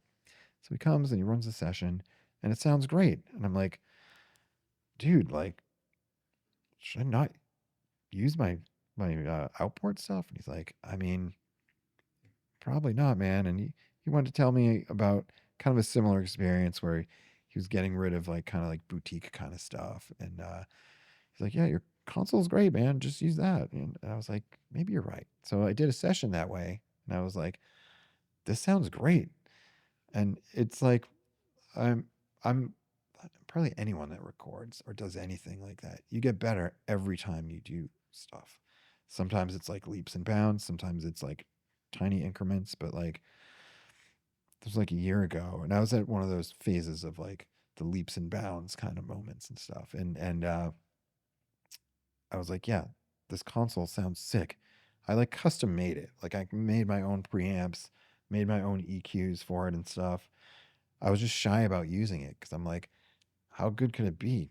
I fucking made it. Like I'm not a electrical Yeah, this is engineer or that anything. self-doubt kind of imposter syndrome Exactly. that all of us I've got get. that. It's like bucket loads of imposter syndrome. But so I've been selling off all these like expensive like boutique items because I'm just like I've got this like faith in this thing that I created now Just and keep it simple. keep it simple. And yeah.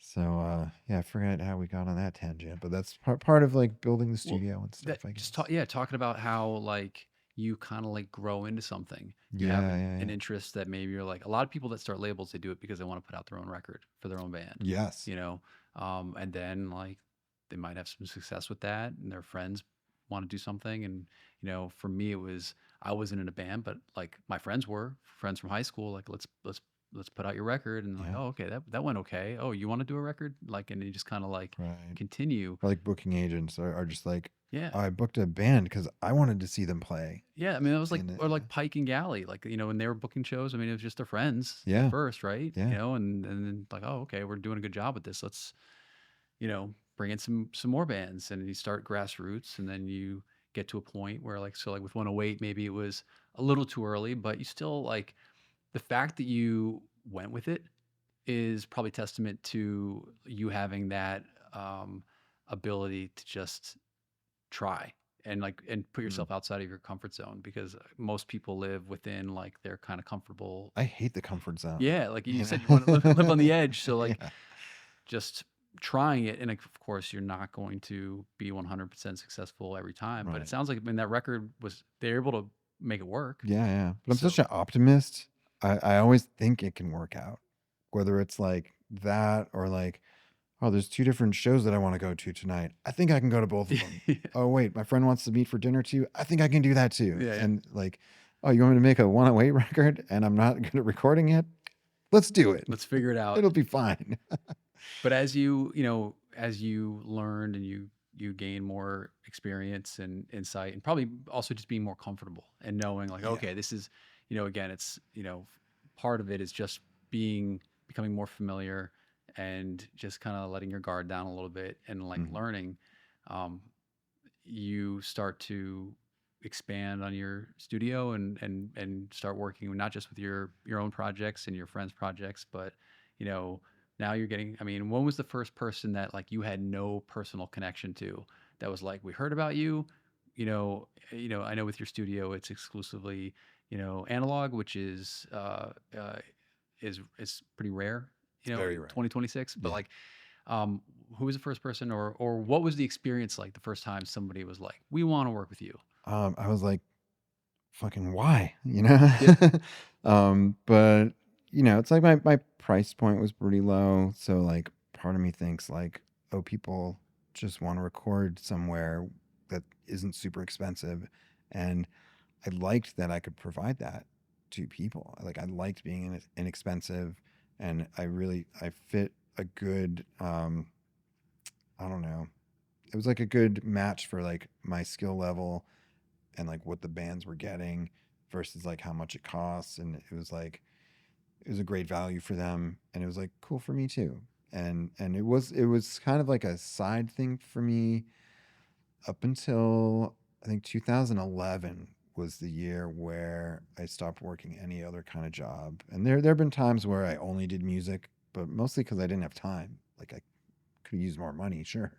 But 2011 is when I started playing in Cold Cave, and so all of a sudden I'm like touring pretty regularly, and then I'd come home and like record bands, and there wasn't a ton of bands that I was recording, but it was enough to like, pay my mortgage and my bills and stuff like that. And there was like a couple months where I had to sell like a snare drum or a cymbal or something to pay the mortgage. And um, I didn't want to get a job or anything because I thought that would be a step backwards. And I thought, oh, if I just like hold out for a little longer, maybe like the touring will get bigger or more, or like the bands coming into the studio will, that will pick up. Um, and yeah, I kept getting like bands that I didn't know.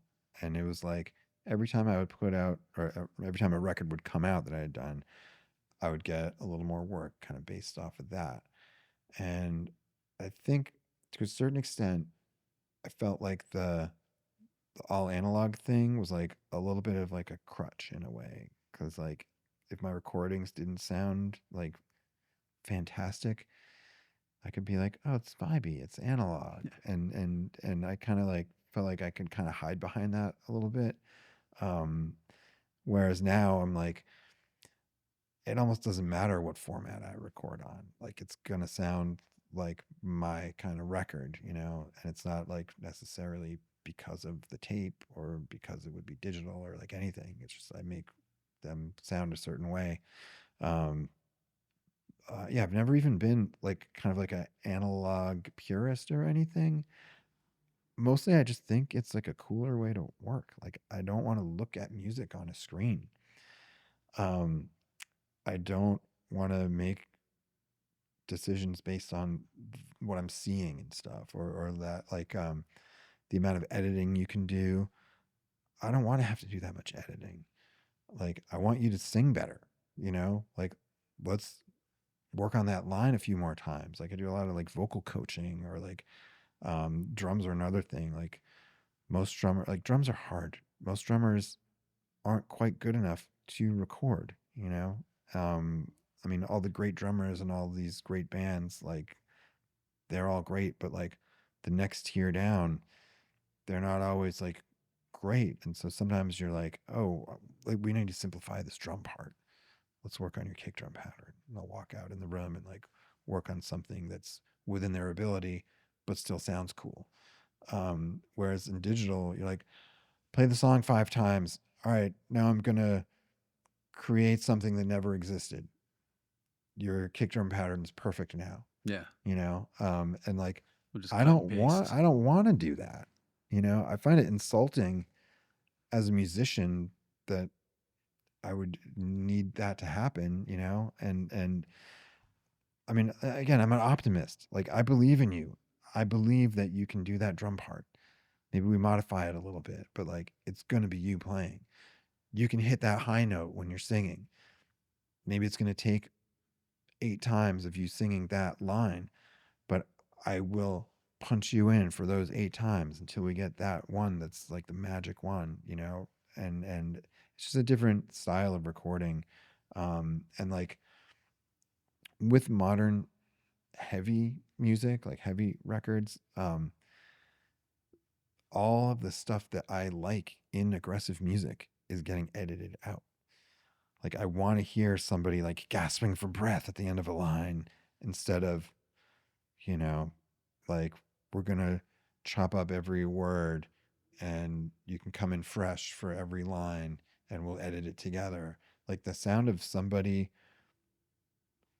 not finishing a line, grabbing a breath and singing, like with that gone, that takes a lot of the stuff that I like out Yeah, I of mean it, the urgency Yeah. and like the character. Yeah. And so like all that stuff gets edited out and it doesn't sound human anymore. It's human in that it's a voice, someone saying it, but like maybe it's auto-tuned too.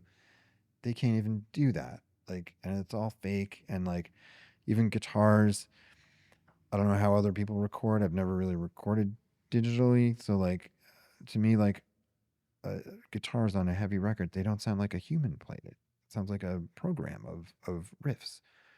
Drums especially, like I'm listening to a record and I'm like, even records I like a lot too. I'm like, that's not what a snare drum sounds like. Like I'm a drummer. I've heard a snare drum in a room played by a person. That's not what that sounds like. That's like a sample. Or like kick drums that are like super smooth, like all this stuff. It's taking all of the stuff that I like in music and just gets rid of it. And like, sure, it's the same song and the song is good. And ultimately we connect with songs and melodies and stuff. But like, it's like the human brain kind of shuts off when things are kind of predictable. Like, I read this book called, This Is Your Brain on Music, and it kind of validated all of my ideas that I have about music and recorded music, especially, where it describes what the human brain likes and why do we like music. And the thing is, like, let's say if you have a tempo that's going on, a human playing it, it's not exact.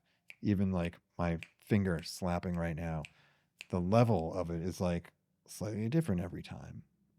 If you took a sample of that snap or whatever, or let's just call it a snare drum, okay, and it's the same snare hit every time, your brain kind of shuts off because it understands it.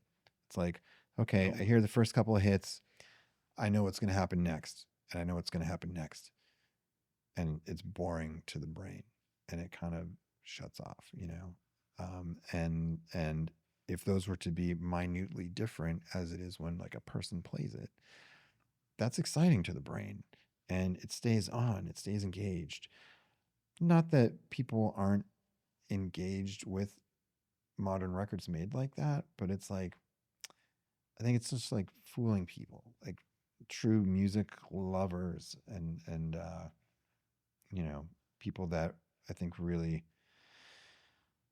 I don't know. It's like how with Turnstile, like not everybody is the type of person that's like digging deeper and finding out about Bad Brains and stuff like that. So you got all these people that are like, "Oh, this is aggressive. It sounds good," but then the rest of us are just like, "Oh, it's good for today, and now I'm bored of it and I don't like it anymore." And it's like that kind of vibe. And I guess maybe that's why I record all analog because of just I don't need any of that shit. I don't ever want to edit stuff like that. Um, and you can edit as much as I ever need to. I can punch in and punch out. Um, I can do tape edits where I take two different performances and put them together. But that's about as much as I ever want to be doing with music.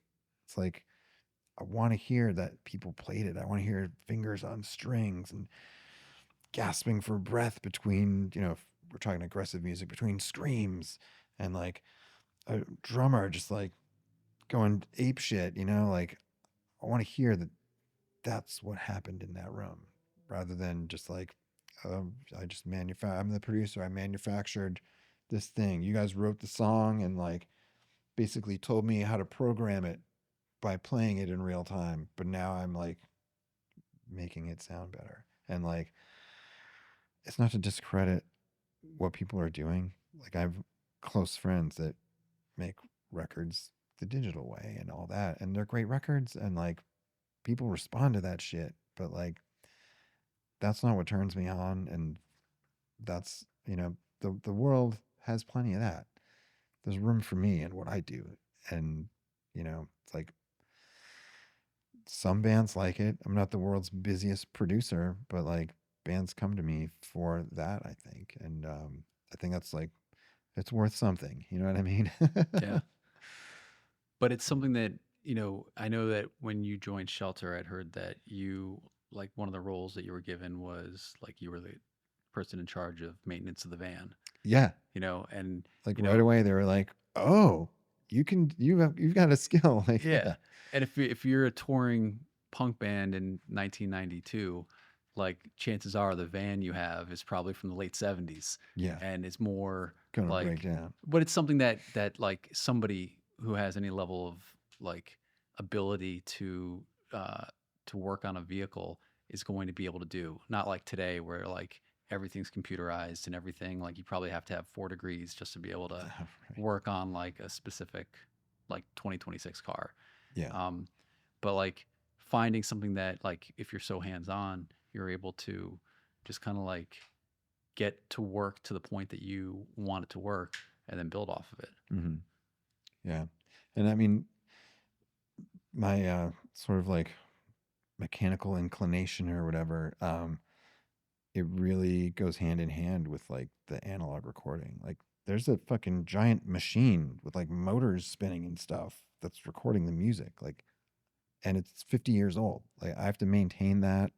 But like here's what I did, and it goes along with like the whole thing that we were talking about here. Like I bought a tape machine because I thought it was cool, and it's what I wanted. And then I learned how to calibrate it. And then like, oh, something broke. I don't know how to fix it. I don't know anything about electronics, but I've got this thing broken and I need to fix it because like not a lot of techs will work on one of those or know hows. And I remember like there's this guy, uh, Michael Gore. Um, he runs like a repair business out of San Francisco. He has a website called Analog Rules. Just through Google searches, I found it. And he likes the same brand of tape machine that I had. And he's got all this shit about like what's great about analog recording and like what sucks about digital recording. And I'm like, who's this guy? And like he does repairs, like it's a repair business. And I emailed him and I was like, hey, I've got this Ampex MM1000 and one of the channels isn't working. That guy fucking walked me through a repair over the internet in messages. And I did what he said and it worked. That's amazing. I was like, oh my God, like I can fix this. Like this is crazy. And like I knew like literally zero, nothing. And now all these years later, I'm at the point where I'm designing and building my own pieces of gear. I came out with like a small line of like microphones that I made and like DI boxes and shit. And sometimes I'm like, who is this person? Like, how do I even know this shit? Like, I can open up schematics and like know what it means and stuff. And even my memory of it, at no point do I remember studying anything or like a aha moment where things clicked. It just like happened so slowly and organically. But yeah, I maintain these old machines and I keep them going just because I think it's cool. You know? I think the point of the story is like you did not set out to open a studio. Not at all. Like, but yet here you are almost 20 years later from starting like piecing things together, Yeah. right? Where you have your own studio where bands come out and they record records. Like it's kind of cool how like, you don't have necessarily a game plan for like the grand scheme of things, Right. but you just keep opening doors and get to the point where now you find yourself in a position where like you enjoy what you do. Yeah, I mean, you're working from home, you've got 2 kids, so you're able Yeah. to like, I mean, that's huge. Like, I used to think it was uncool to have a studio in my house in the basement. And like the first generation of the studio was like, it looked kind of like a studio in somebody's basement. But now you're down there and you think you walked into like a studio in 1970 or something. I really kind of made it look like what you would expect an analog studio would look like. But now it's like I've got this cool studio at my home and I focus on my family a lot yeah, and everything's on my own terms. Like I take jobs when I want them, and I make my schedule, like book the bands when I can fit them in, because like I mean, probably because of my own upbringing, like it's like I love being a parent. I love showing my kids the world, and when they are interested in things, I've got the means to expand on that with them, and help them get more into things. And I love just like being around. Like we go on like adventures all the time. Like summer is like, I'm one of the few parents that loves when my kids are on summer vacation. It's not a burden to me. It's not like, oh, I gotta put them in summer camp or like mess with my work schedule. I'm like, oh, I'll just like keep my work schedule pretty light for the summer, and we're gonna go camping. We're gonna go to beaches. We're gonna go sailing. Like we're gonna like just like do all this stuff. Even just hang out in the Yeah. neighborhood and ride bikes and shit. I mean, those are the like experiences that your kids are going to hold on to and remember for the rest of their lives. So like, I mean, they're gonna remember for the rest of their lives how they grew up, no matter what happened. But like, hopefully, it's like fond memories, yeah, that I'm trying to make. like It's definitely why did fun for Dad get me. rid of the motor on the Right. boat? Yeah. But yeah, even just the fact that like I'm there. Yeah. My kids already have like a better life than what I had. You know what I mean? And you know, it's a weird world to live in, because like I'm always like, oh, my kids are like my number one priority. But then I'll get a band in and I'm like, oh, this is my number one priority right now. Like, I don't think anyone gets anywhere by having their goal be the second priority. You know what I mean? Like, playing drums and being good at drums was like number one priority, and like staying active and like staying in like cool bands and creating cool bands, like that was my number one priority for Oh, decades. there's got to be sacrifices like the clingy girlfriend. Sacrifice Sorry. everything. You could Yeah. not have a normal life. Yeah. Like, even like, let's say I didn't have any success, like even just to find out if you're gonna get the thing you want, you have to put everything to the side. So obviously we've chopped it up a little bit and gone Yeah. into, a lot about your history, but there's so many other things that we haven't even had an opportunity to touch upon because the thing I mentioned that I think is so inspiring about your story is that like you kept opening doors and finding new ways to kind of further what you wanted to do.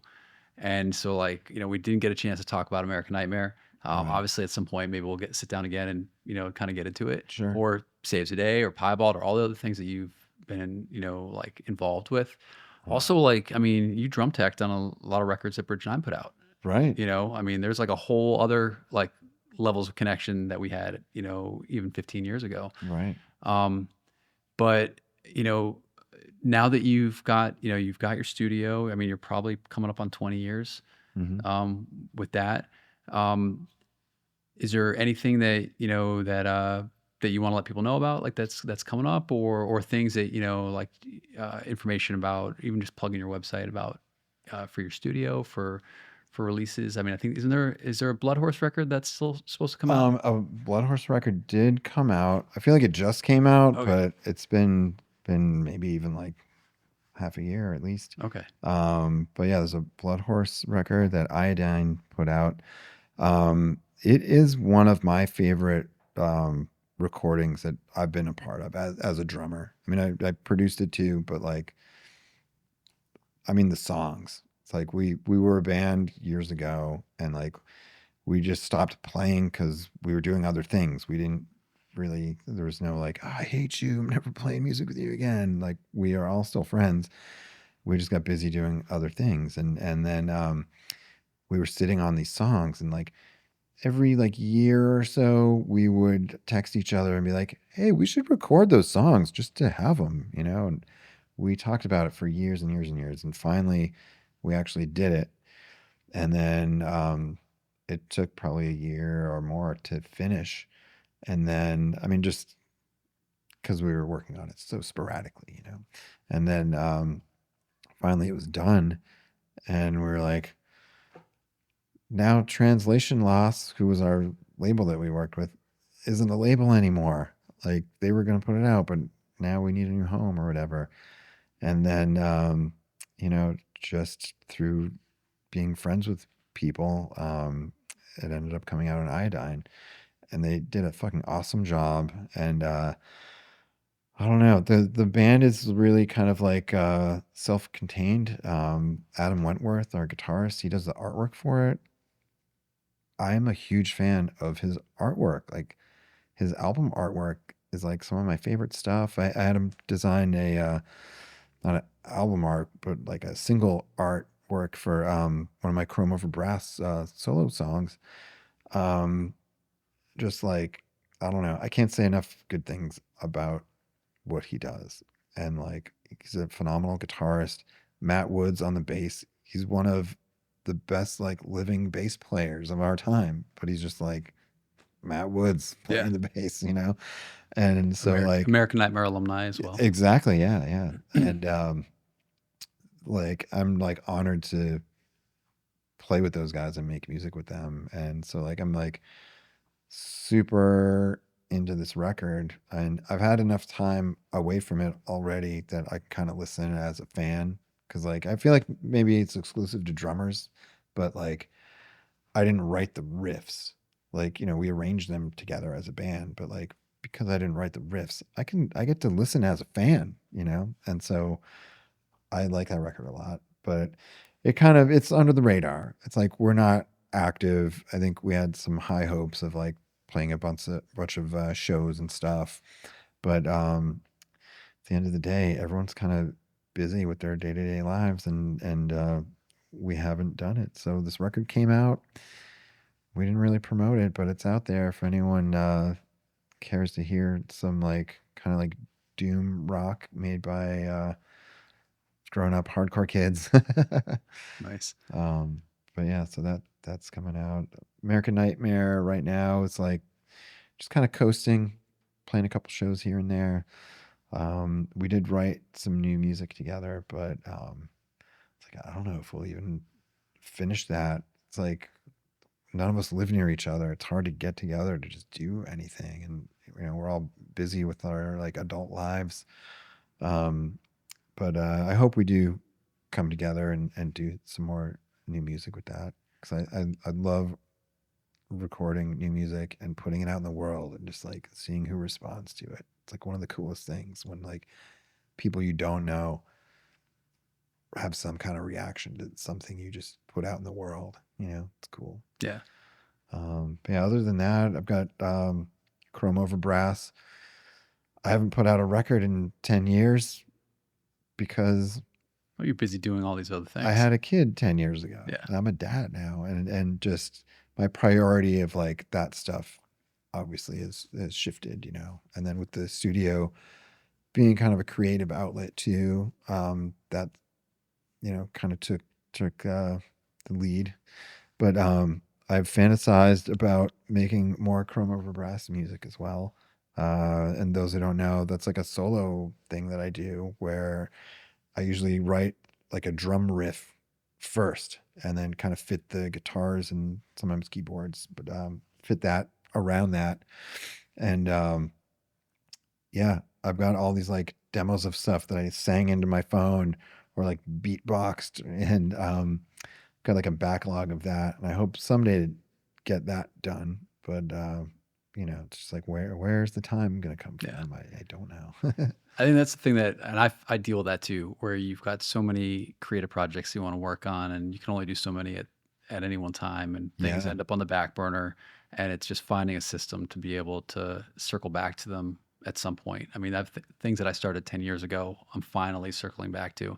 So it's a process, but it's a good burden to have. Yeah, it's better than just having no ideas and nothing going on, right? Yeah. I think on that note, we'll have to end this, but thank you, Alex, so much for sitting down with me.